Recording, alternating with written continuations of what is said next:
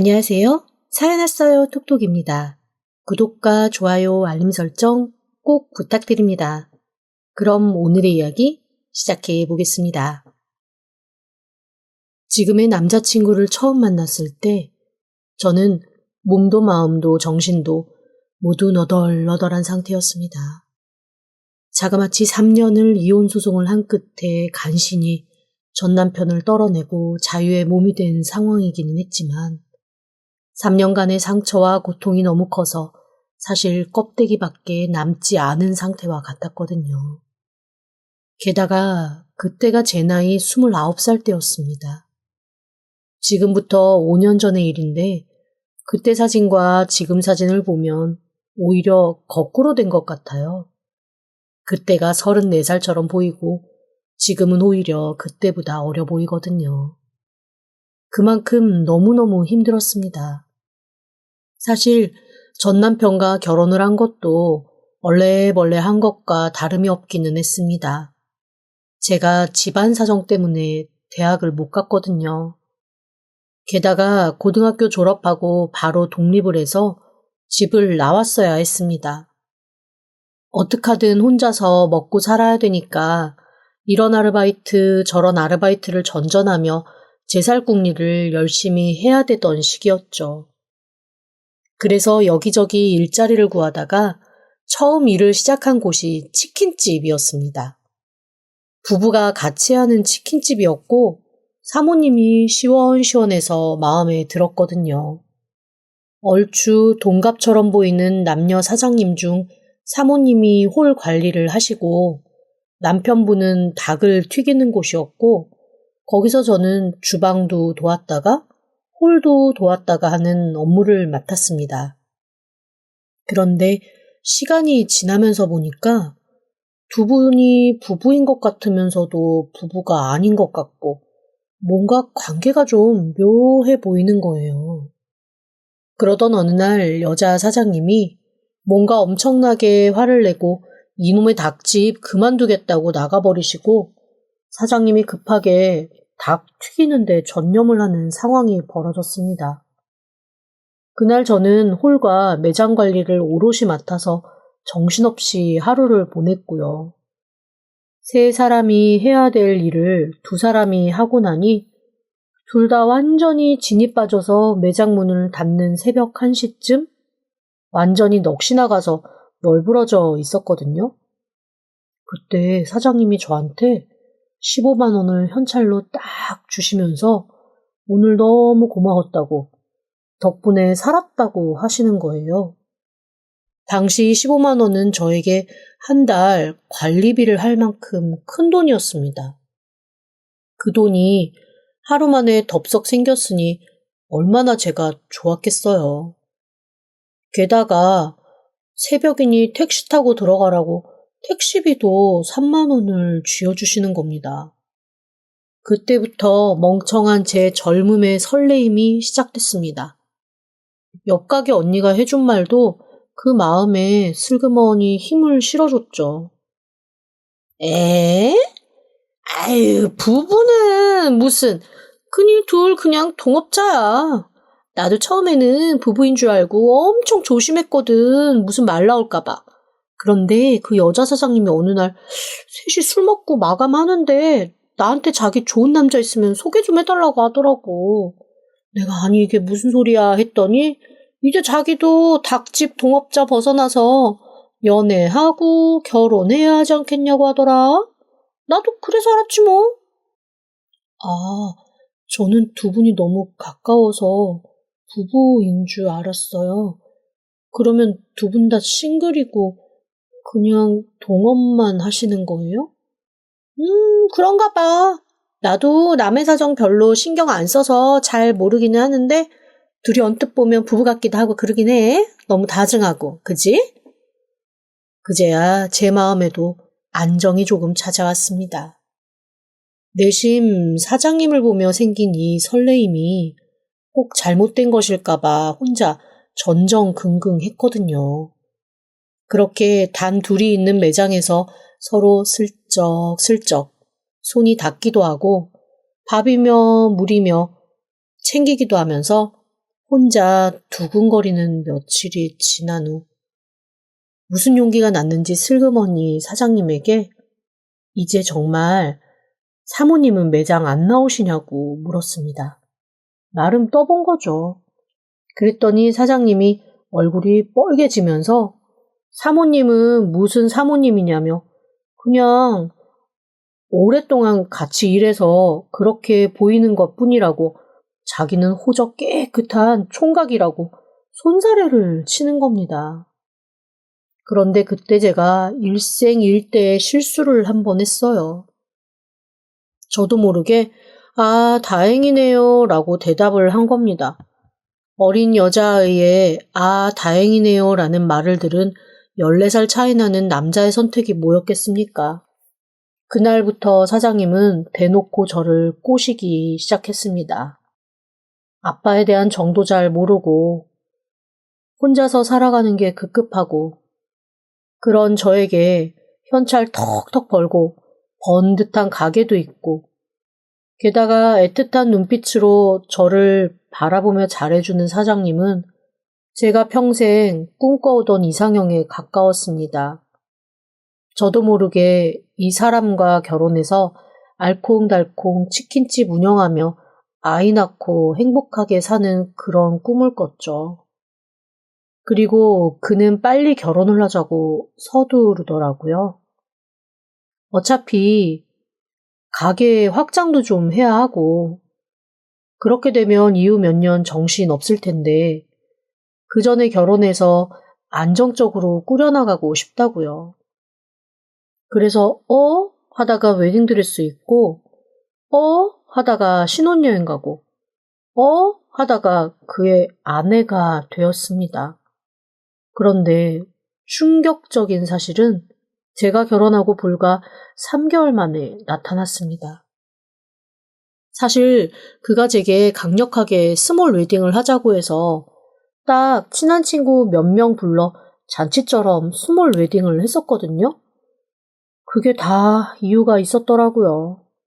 나중에 알고 보니 이 사람 이미 결혼해서 가정도 있고 아이도 셋이나 딸린 유부남이었습니다. 아이와 아내는 아이의 교육 때문에 지방에서 살고 있더라고요. 아이가 대안학교를 다니는데 그 대안학교가 있는 지방에서 살고 한 번씩 갔다 오는 거를 까맣게 몰랐습니다. 저한테는 좀 더 품종 좋은 육계를 찾아서 여기저기 다닌다고만 얘기했을 뿐 당연히 지 아내와 아이 보러 간다는 얘기는 하지 않은 거죠. 한 달에 2번 정도 전국을 다니며 좋은 닭을 찾으러 다니는 그 사람을 보며 참 성실하고 열심히 산다라고 생각했던 제가 바보였던 겁니다.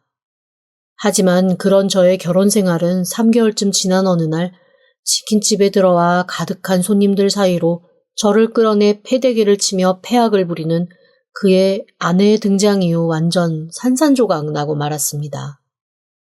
알고 보니 그 치킨집도 아내의 친정집에서 자금을 대서 차려준 거였더라고요.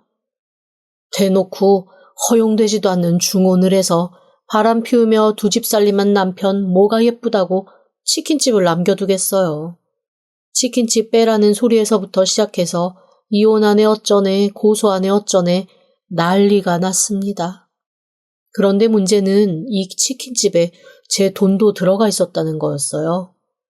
제가 평생 모았던 1억 5천이 치킨집 설비를 새로 하느라고 고스란히 투자된 상황이었거든요. 그런데 치킨집 회수한다고 난리 난 그 상황에 제가 투자한 돈을 돌려받을 길이 요원한 거예요. 투자된 돈 돌려달라는 얘기를 했더니 그 사람의 아내가 코웃음을 치며 지금 그 돈의 10배, 20배 되는 돈을 물리라고 할 판인데 그 돈 받는 게 중요할 것 같냐고 저를 완전 꽃뱀 취급을 하더라고요.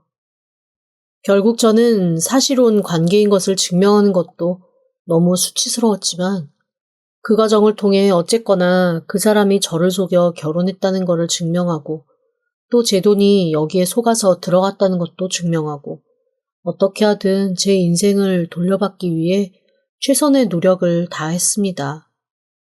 나중에 알고 보니 제가 사모님이라고 착각했던 전에 일하던 그 사람도 이 사장의 내연녀가 맞았더라고요. 자기도 내연녀였으면서 사장님이 또 다른 여자를 만나는 걸 알고 치킨집에 투자했던 돈 빼서 나가게 해주지 않으면 마누라한테 다 이르겠다고 협박해서 돈 받아 나간 거고, 그 돈을 메꾸는 대타로 제가 선택된 거나 다름이 없었습니다. 그 사람의 진짜 처는 그 전에 여자가 있었던 것도 알고 있었는데 제가 그 여자인 줄 알고 와서 일단 머리채를 잡았던 거더라고요. 즉, 긴 시간 자기 남편 옆에 있다가 결국 중혼을 한 천하의 파렴치범으로 저를 오해한 거죠. 모든 사실이 밝혀진 후 그분이 저한테 한숨 푹 쉬면서 이렇게 말씀하셨습니다. 사람 보는 눈 거지 같은 건 당신이나 나나 별다를 거 없어서 내가 뭐라 말은 못하겠고, 어쨌건 저 인간이 2명 3명 후리고 다녔을 줄은 나도 몰랐어요. 일단 당신도 어찌 보면 피해자인데 험하게 대해 미안해요. 앞으로는 정신 차리고 제대로 된 남자 만나요. 위로의 모양새를 한 말이었지만 전혀 위로는 되지 않았습니다. 그 모든 일이 마무리되는데 3년이나 걸렸거든요. 그리고 그 3년 동안 저는 진짜 영혼이 모두 너덜너덜해졌어요. 제가 투자했던 돈의 절반밖에 돌려받지 못했을 뿐더러 치킨집 주변에 다 소문이 나서 더 이상 그 동네에 발붙이고 살 수도 없는 상황이 왔습니다. 제 지인이라고는 제 결혼식에 참석했던 사람들이 전부였는데 그 사람들 역시 제 결혼의 전말을 알고는 1차로는 그 사람을 욕했지만 2차로는 저의 멍청함을 탓하더라고요.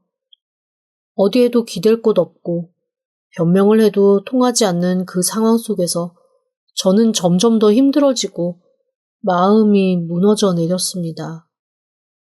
이렇게 살아서 뭐하나 싶은 생각에 아무것도 하지 않고 산과 바다를 떠돌기만 하던 날도 잦아졌어요. 그러다가 지인의 추천으로 지리산 둘레길을 걷기로 했죠. 지인이 그러더라고요. 제주 올레길은 시끄럽고 젊은 사람들이 많이 걸어서 오히려 나는 집중하기가 좀 힘들더라. 차라리 지리산 둘레길을 한번 걸어. 산자락을 천천히 걷다 보면 조금 마음이 나아지기도 할 거야. 사실은 그 말 때문에 지리산을 고른 건 아니었습니다. 3년의 시간 동안 공황장애가 생겨 비행기를 타는 것도 힘들었고 풍광 좋고 멋진 것보다는 그저 사람이 없는 곳, 어디든 나 홀로 좀 생각을 정리할 수 있는 곳이 너무 절실하게 필요했거든요. 그렇게 저는 소송이 끝난 그 다음날 바로 짐을 챙겨 지리산으로 떠났습니다. 그리고 천천히 둘레길을 걷기 시작했어요. 사실 잘 곳도 제대로 마련해 놓지 않고 걷다가 한 코스가 끝나면 그 즉시 주변을 알아봐서 몸을 누이고 또 그 즉시 알아보고 몸을 누이고 하는 그런 시간들이 계속되었습니다. 그리고 그렇게 4일쯤 걷다 보니 저랑 비슷한 코스를 걷는 사람을 중간에서 계속 마주치게 되더라고요. 그중 유난히 눈에 띈 한 남자가 있었습니다. 눈이 부리부리하고 콧대가 높은 남자여서 처음에는 사실 외국인인가 싶었어요.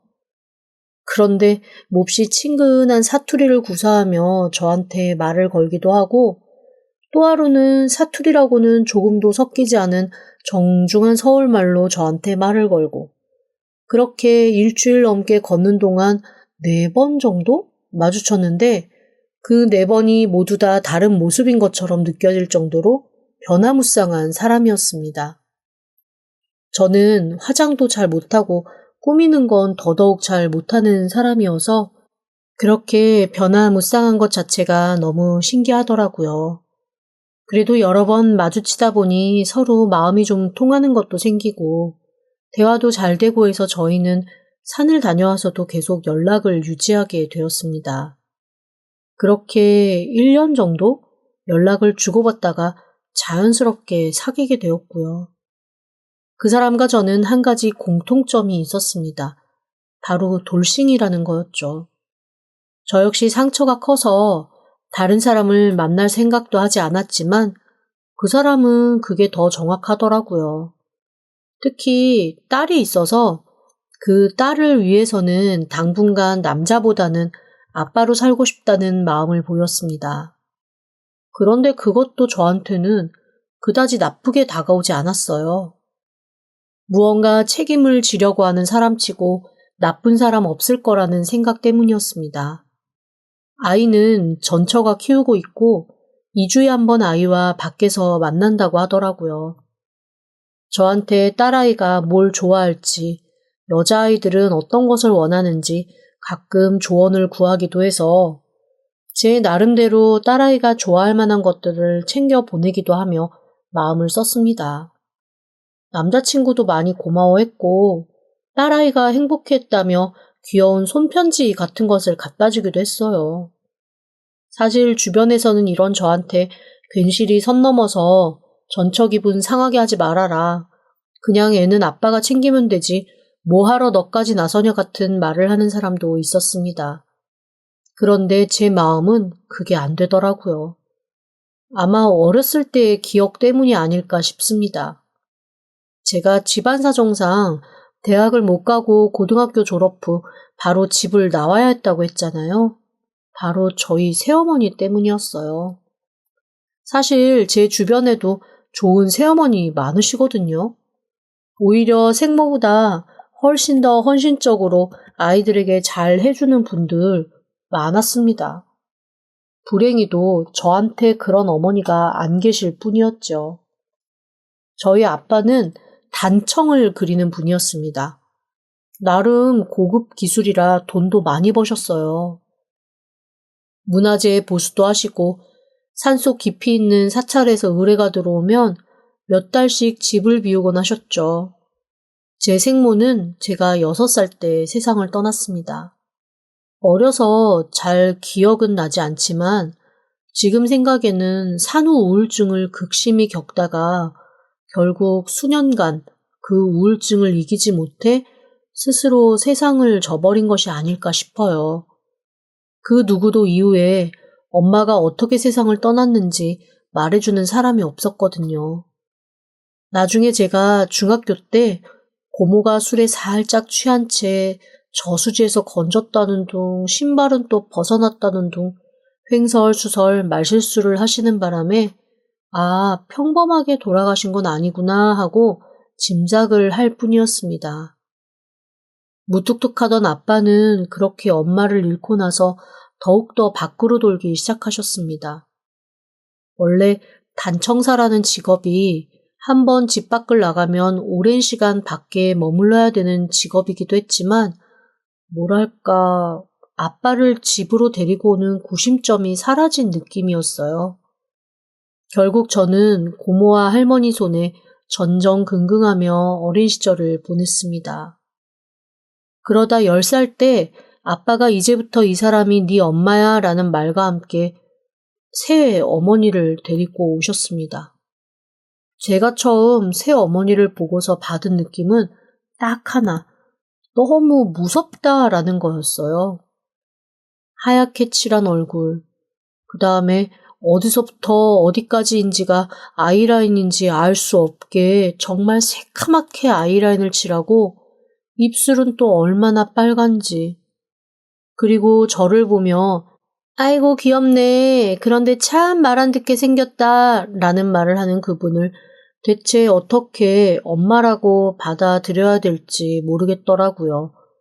게다가 여기저기 떠돌며 눈칫밥 먹고 자라서 그런지 남들보다 조숙했던 저는 사춘기도 일찍 왔거든요. 새엄마가 들어온 지 1년 만에 찾아온 사춘기로 저는 정말 지옥 같은 모녀 관계를 경험했습니다. 새엄마는 지금 생각해보면 약간 신병 같은 게 들린 사람이었던 것 같아요. 혼자 천장을 보며 무서운 얼굴로 중얼중얼 하는 날도 있었고 저한테서 이상한 냄새가 난다며 저를 몇 시간이고 빨가벗겨 마구 씻긴 적도 있었습니다.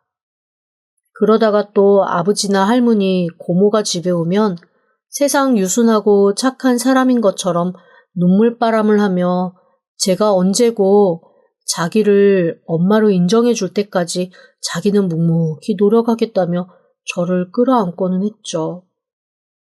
그러다가 보는 눈이 없어지면 저한테 가증스럽다며 저를 밀쳐놓곤 했습니다. 약간 미친 사람처럼 구는 새엄마 아래에서 제가 안정을 찾기는 어려웠어요. 그래서 몇 번 아빠에게 전화도 해보고 고등학교 때는 혼자 물어물어 버스 갈아타가며 아빠가 일하고 있는 작업장을 찾아가 하소연을 한 적도 있었습니다. 그런데 그때마다 아빠는 저한테 이렇게 말씀하셨어요.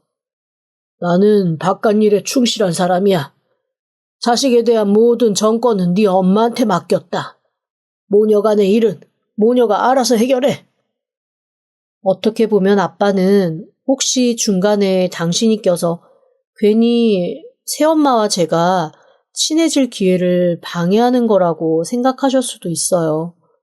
하지만 당시 저에게는 아빠의 그런 행동은 방임과 방관, 방치, 그 이상도 이하도 아니었습니다. 그리고 결국 고등학교 2학년 때 사달이 나고 말았어요. 평생을 밖에서 밥도 제대로 못 찾아 먹고 한 데서 일을 하셨던 아빠에게 병이 찾아왔고 집에 들어눕는 그때 그 순간부터 엄마의 구박이 시작되었거든요.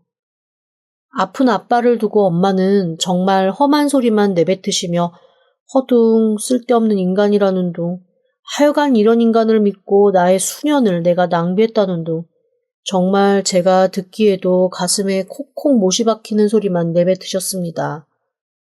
아빠는 그때부터 생기를 잃어갔어요. 그리고 제가 고등학교 3학년 졸업하자마자 엄마는 아빠를 바로 요양병원으로 보내버렸습니다. 그리고 집에 있는 모든 돈이 될 만한 것들을 싹 가지고 야반도주를 하고 말았어요. 분노한 고모가 어떻게 하든 찾아서 혼내줄 거라고 하는 것도 잠시. 얼마 지나지 않아 아빠가 돌아가셨고 저는 그제야 아빠가 살아생전 모든 재산을 다 제 새엄마 앞으로 해놓고 돌아가셨다는 걸 알게 되었습니다. 당연히 고모와 할머니는 펄펄 뛰었죠. 하지만 법이 그런 걸 어쩌겠어요. 흔적을 찾을 수 없는 새엄마가 아빠가 단청사로 10수년간 모았던 모든 돈을 다 들고 도망가고 저에게조차 아무것도 남은 것이 없었습니다. 재산이 탐나 한동안 그래도 네 권리를 찾아야 된다고 끈질기게 저한테 연락을 했던 고모조차 혹시나 제가 도움을 요청할까봐 걱정이 되었는지 저와 연락을 끊더라고요. 그래봐야 어차피 자기 손에 들어올 거 없다라는 생각이 드셨겠죠. 그래서 제 마음 한구석에는 자식을 책임지는 아빠에 대한 일종의 로망이 숨쉬고 있었던 모양입니다. 남자친구가 자기 딸에 대해 깊이 생각하고 고민하고 서로 몸은 떨어져 있지만 어떻게 하든 챙겨주러 가는 그 모습이 저한테는 더할 나위 없이 멋지게 보였거든요. 그래서 최대한 남자친구의 그런 마음을 응원해주고 나름대로 챙겨주고 싶었던 것도 있습니다. 모든 아이에게는 좋은 아빠가 필요하고 그 좋은 아빠가 되겠다고 하는 사람 도와줄 수 있으면 도와주자라는 게 제 생각이었으니까요. 남자친구도 저의 과거까지는 잘 모르지만 제가 그런 마음을 가지고 자기를 돕고 있다는 거는 잘 알고 있었거든요. 항상 저한테 많이 고마워하고 언젠가 딸아이가 조금 더 나이 들고 철이 들면 한번 만나자는 얘기를 하더라고요. 저도 그런 날이 오기를 손꼽아 기다리고 있었습니다. 왜냐하면 남자친구와 만나는 시간이 3년이 넘어가면서 서서히 이 사람과 가정을 이루고 싶다라는 생각도 들고 항상 변화무쌍하게 정말 똑같은 사람 맞아? 라는 생각이 들 정도로 매번 바뀌며 저를 놀라게 해주는 그 사람이 제 삶의 이벤트 같다는 생각이 들었거든요. 그래서 그냥 이 남자랑 이쯤에서 같이 가정 꾸려 살았으면 좋겠다라는 생각을 저도 모르게 계속하고 있었습니다. 아무래도 딸아이를 그전에는 한번 만나야 하니 이제나 저제나 남자친구가 딸 한번 만나보자라는 얘기를 하기를 기다리고 있었습니다. 그런데 제가 먼저 딸 한번 만나게 해달라는 말을 했음에도 불구하고 남자친구는 차일피일 딸한테 아직 얘기를 할 준비가 되지 않았다며 이래저래 미루더라고요.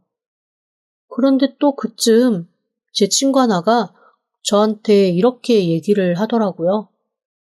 아우, 뭘 그렇게 보채해. 딸이 중학생? 고등학생? 그 나이면 오히려 아빠 여자친구 거부감 있을 수 있어. 대학생 정도 돼서 자기도 연애하고 그러면 모를까.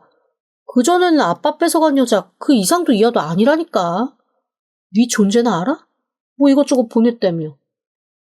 글쎄, 화장품도 일부러 백화점 브랜드 사서 보내고 작은 손가방 같은 건 명품 레이블 사서 보내고 그랬으니까 알지 않을까?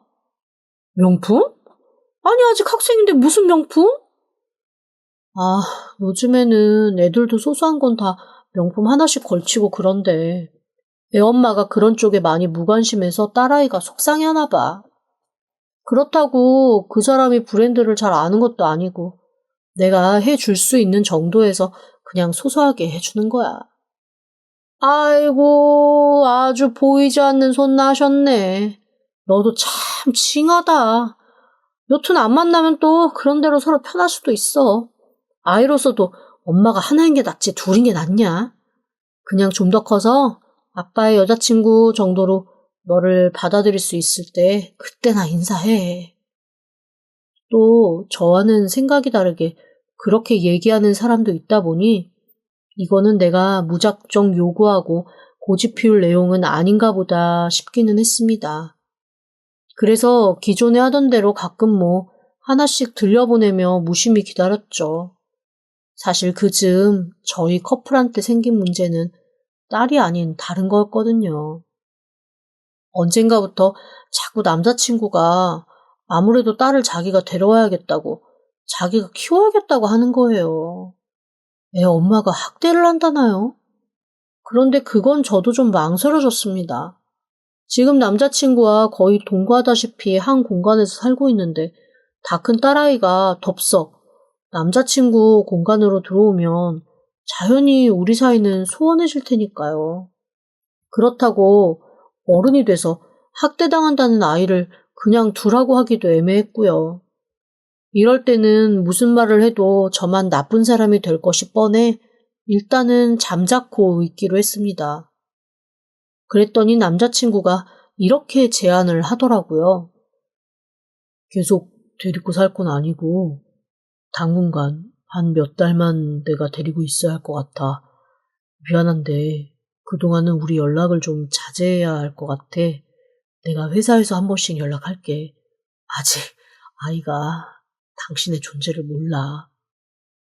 뭔가 갑작스레 그의 인생에서 밀려난 것 같아 좀 기분은 좋지 않았지만 역시나 아이를 생각하는 아빠 마음이겠거니 싶어 알겠노라 했습니다. 그렇게 몇 달이 지났을 때의 일입니다. 회사에 있는 동안 그래도 한 번씩 전화를 하던 그 사람은 딸아이가 퇴근 후에 핸드폰을 가져가서 집착적으로 뒤진다는 핑계로 제 연락처도 지웠노라 말하더라고요. 전화도 회사 전화로만 하고 퇴근 후에는 문자조차 하지 못하게 했습니다. 이게 과연 연인 사이는 맞는 건가 싶어 혼란스럽던 어느 날 저는 꽤 충격적인 소식을 듣고 말았습니다. 뜬금없이 남자친구가 저에게 정말 다 죽어가는 목소리로 전화를 했습니다. 그리고 너무나 충격적이게도 이런 얘기를 하더라고요. 딸아이가 세상을 떠났어. 저는 너무 깜짝 놀라 순간 내가 지금 무슨 소리를 들은 건가 싶었습니다. 그게 무슨 소리야? 딸아이가 세상을 떠났다니? 갑자기? 사고야? 오늘 자기 엄마 보러 갔었거든? 나도 나중에 소식을 들어서 잘은 모르겠는데 사고가 난 것 같아. 저기 내가 당분간은 연락 못할 것 같아. 마음을 좀 추스려야 하고 사실은 내가 어떻게 뭘 해야 될지도 모르겠고 미안해. 나 지금 너무 횡설수설하지? 내가 나중에 연락해도 될까? 그렇게 해. 내가 뭐 도와줄 건 없고? 맞다. 사실, 아니다. 아니야. 왜? 무슨 일인데? 아니, 나 사실 대출 연장을 좀 했어야 했는데, 그거를 내가 잊고 못했네. 그 연장이 안 되면 일단은 갚아야 되거든? 저기, 미안한데, 내가 이 일만 조금 해결하고 얼른 바로 갚아줄 테니까, 혹시 한 1억 5천 정도만 나 좀 빌려줄 수 있겠어? 내일까지 즉시 상환을 해야 하는데 내가 너무 정신이 없어서 연장을 생각도 못했어. 진짜 미안해. 내가 장례 치르고 바로 다시 처리해줄게. 순간 이게 뭐지? 라는 생각은 들었습니다. 그런데 남자친구의 목소리가 너무 떨리고 있었고 그렇게 끔찍하게 아끼던 딸의 장례 앞에서 당장 대출 상환을 걱정해야 되는 그가 너무 안쓰럽기도 했습니다. 그래서 저한테 있는 돈과 제가 당장 카드 등등에서 돌려 막을 수 있는 돈, 그런 것들을 모두 꺼내 돈을 보내줬습니다. 그렇게 며칠이 또 지났습니다. 남자친구의 전화기는 여전히 꺼진 채였고 제 전화를 받지 않더라고요. 아이가 남자친구에게 어떤 의미였는지 알기 때문에 저도 더 이상 뭐라고 재촉하기도 조금 어려웠습니다. 그런데 이렇게까지 연락이 안 되니 너무 걱정이 되더라고요. 망설이다가 남자친구의 직장으로 연락을 했습니다. 그런데 거기서 저는 깜짝 놀랄 만한 얘기를 듣게 되었습니다. 제가 주섬주섬 딸아이 장례 때문에 휴가 내신 걸로 알고 있는데 그 휴가가 언제까지인지 혹시 말씀해 주실 수 있냐고 하니까 회사 직원이 너무 당황하면서 이렇게 얘기하는 거예요. 에? 딸 장례식이요? 신혼여행 아니셨나? 순간 이건 또 무슨 소린가 싶었습니다. 제가 너무나 어안이 벙벙해서 더듬더듬 또 물어봤죠. 신혼여행이요? 그게 무슨 말씀이세요? 딸 장례식 아니고요? 제가 잘못 알고 있었나 봐요. 여튼 휴가는 내일까지시네요. 직원은 살짝 당황한 목소리로 전화를 끊었습니다. 마지막에 자기가 잘못 알았다고 사과도 하길래 또 그런가 보다 했죠. 하지만 찝찝함은 영 가시지 않았습니다. 그러다 문득 한 가지 사실이 떠올랐습니다. 남자친구가 전화번호를 2개 쓰고 있다는 거였어요. 한 전화기에 2개 번호 쓰는 투넘버인데 어쩌다가 알게 된 적이 있었거든요. 저 역시도 일 때문에 투넘버를 쓰고 있어서 제가 쓰는 투넘버로 남자친구 투넘버 번호를 눌러 전화를 걸었습니다. 그런데 이게 웬일입니까? 너무 해맑게 한 여자가 전화를 받으며 남자친구 대신 전화 받았다고 말하는 거 있죠? 순간 당황해서 아무 말도 못하고 가만히 있었습니다. 여보세요? 말씀하세요. 안 들리세요?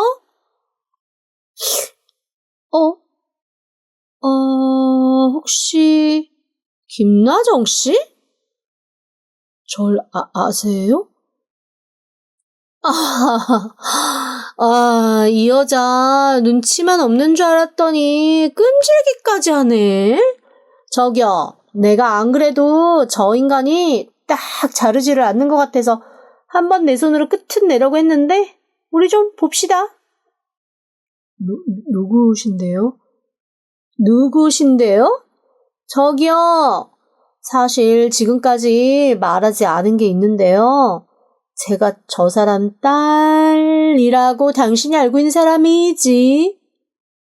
뭐라고요? 그게 무슨 말이에요? 이 바보 천치야. 저 남자 나랑 산다고 너 등쳐먹은 거라고. 너 버림받은 거라니까. 내가 딸한테 갖다 주러 간 거 그거 다 나한테 왔어.